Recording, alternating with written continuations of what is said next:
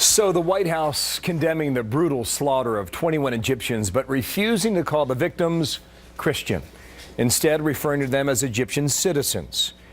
And the Reverend Franklin Graham, son of evangelist Billy Graham, believes there is a religious double standard. Quote, "Can you imagine the outcry if 21 Muslims had been beheaded by Christians? Where is the universal condemnation by Muslim leaders around the world?" End quote. David Webb, radio talk show host, Fox News contributor. Leslie Marshall, Fox News contributor and syndicated radio talk show host as well. Good morning to both of you. A religious double standard, David. Start. Bill, I want America to pay attention to something because I did it again this morning. It's my job. It's my duty as a reporter, as a commentator. I watched the video. And, you know, it's a somber topic, but it goes far beyond that.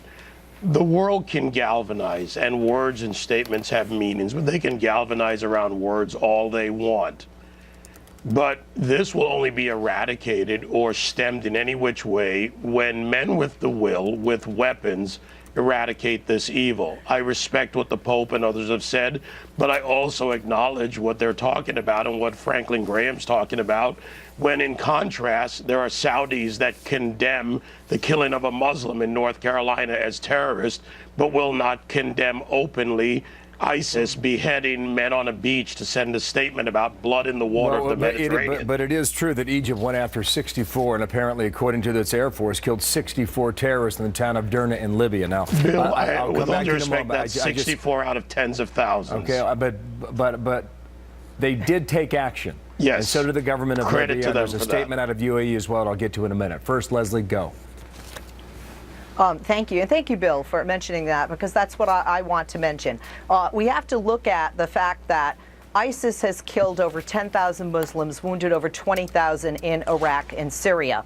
We have to look at the fact that although Mr. Graham wants outrage, there is outrage. Not only has King Abdullah of Jordan, the president of Egypt, Christians and Muslims in Egypt, in Libya, both countries taking action militarily, Saudi Arabia, the Muslim Times, the Arab Nation. I could go on looking at all of the pages of condemnation from the Muslim world this morning. So when you said, where is the outrage? There is outrage. Where was the outrage when over 10,000 Muslims have been killed?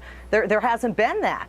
So I would say that there is a double standard. I would say that when ISIS kills Christians, when they kill Jews, when they kill Americans, we are all outraged. But I think that the outrage stops when the victims are Muslim men, women, and children. Well, no, it doesn't, stand by one second. Some would argue, too, it's about time.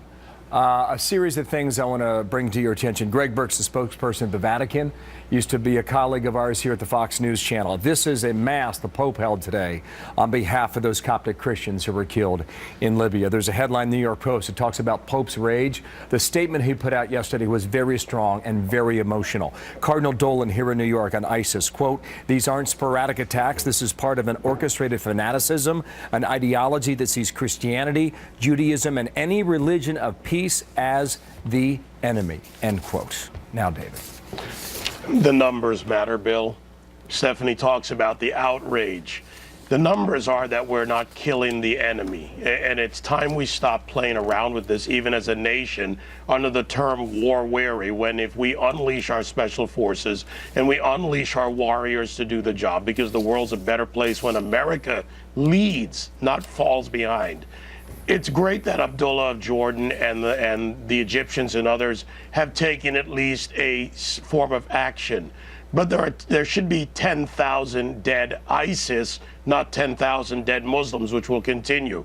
And when you look at other groups, what we see now going on around the world is that we have a cancer called radical Islam that has metastasized not only in the Middle East, not only in Africa with Boko Haram, who are about to attack and have been probing a city with 200,000 Christian refugees, but we see a global goal for them and not a global response, not words, not a global response of any consequence that is severe enough to even stem the tide of their advance. So we will see. 1/3 of the territory in Syria, 1/3 of Iraq. Got it. We will see what comes out of the White House from this two-day summit. Leslie, what is your expectation from that, if anything?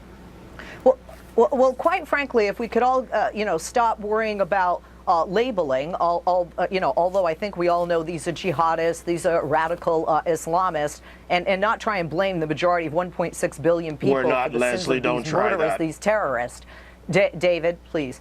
And the bottom line here is we have to have, and I think David and I would agree, all of us would agree, the world agrees, we have to have a strategy to defeat them. Bill, you said something earlier in the program about geography and about landmass and about the caliphate that they're trying to build, in which they've been very successful, especially in Syria, For now and less successful in Iraq, but that we as the world, not just the United States, have a responsibility and an ability, quite frankly, militarily, to destroy them by taking that away from them. And I think that's what has to come out of the White House and our allies. Franklin Graham says the storm is coming. If it concerns you like it does me, share this. David, we got to go. Leslie, thanks to you as well.